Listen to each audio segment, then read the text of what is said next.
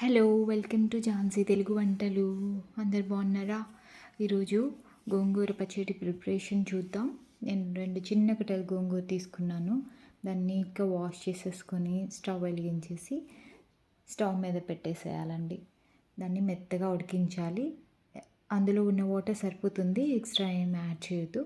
మూత పెట్టేసి మెత్తగా ఉడికించండి. తర్వాత 15 to 20 మిర్చి తీసుకొని ఇలా 1 టీ స్పూన్ ఆయిల్ యాడ్ చేసి లైట్గా ఫ్రై చేసేయండి. 1 టేబుల్ స్పూన్ జీలకర్ర వేసేయండి. స్టవ్ ఆఫ్ చేసేయండి. తర్వాత మనం ఒక వెల్లుల్లిపాయ తీసుకుందాము. దాన్ని నీట్గా పీల్ తీసేసేయాలి. వాటన్నిటిని కూడా మనం ఆ మిర్చి వాటిలో వేసేసి జార్ తీసుకుందాం. జార్ తీసుకున్నాక వీటన్నిటిని కూడా జార్లో వేసేసి ఎంత దానికి తగ్గట్టుగా మనం ఉప్పు యాడ్ చేసుకోవాలండి.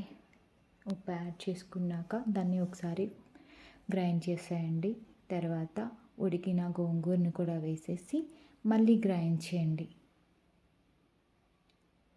చూసారా, మెత్తగా పేస్ట్ లాగా అయింది కదా. ఇప్పుడు మనం పోపు పెట్టుకోవాలి.